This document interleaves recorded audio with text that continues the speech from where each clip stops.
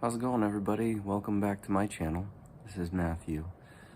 So, unfortunately, last night was pretty rough for me. I wasn't able to get much sleep last night. Of course, I had my phone with me, which is kind of a big problem with me. When I have my phone and I'm all alone and I'm bored or I'm in my thoughts at night, it leads to relapses or slips in my addiction. So, just kind of thinking about what triggered me last night. I think one of my biggest triggers is the separation from my wife, and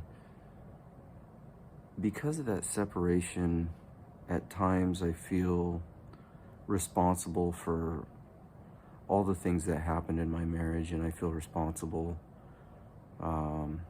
And I do a lot of blaming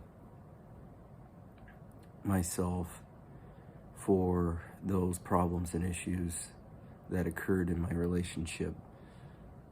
And because I blame myself, it leads to a lot of shame and guilt and feeling vulnerable.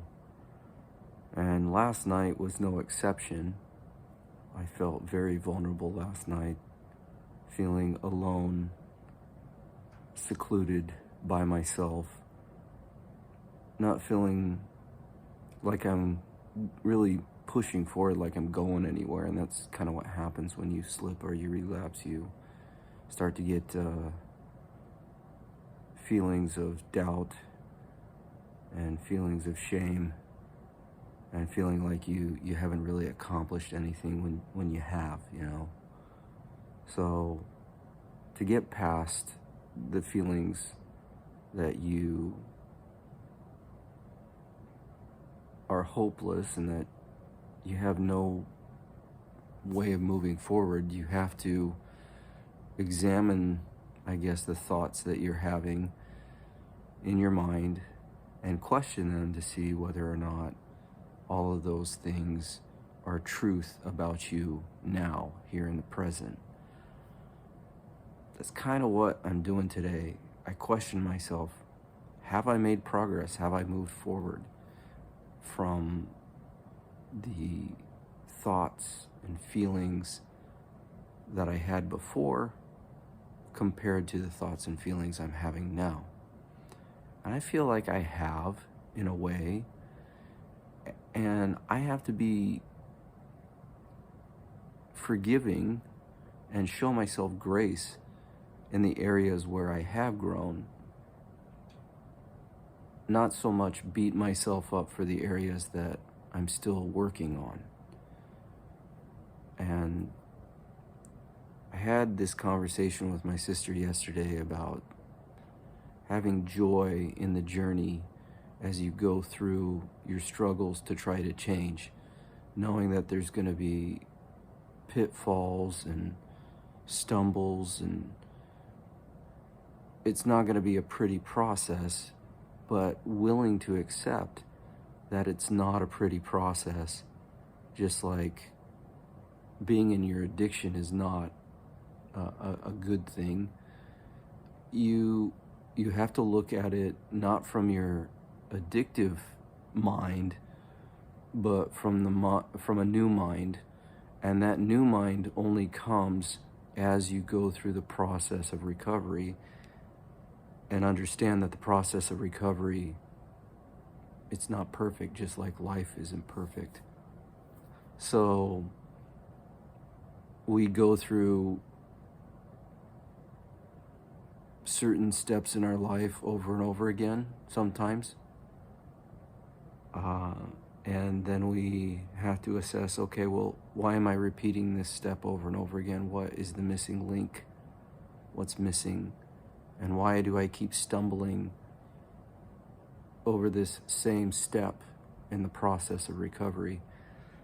That's something you have to figure out personally, something that I'm still trying to figure out. I mean, I know kind of the thoughts behind the triggers, but in order to practice avoiding those triggers or trying to replace those triggers with something healthy is a process that I'm still going through. 30 years of addiction, your brain has been completely rewired. So you have to understand that in order to rewire the brain again, it's going to take a lot of time. And patience in addiction is really hard because we're still in that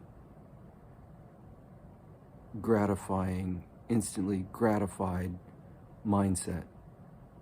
So anyways, that's kind of what I wanted to share today. I'm not in very good spirits today, but I can see the reasons why I'm feeling shame right now. And if you can understand why you feel shame and why you feel guilt and the initial thoughts that led to the acting out, then you can start to piece together a plan to be able to overcome it better next time. Anyway, sorry for I didn't have anything prepared today, and so usually when I don't, my thoughts are all over the place, but hopefully you guys got something out of it today, and I'll see you in the next video.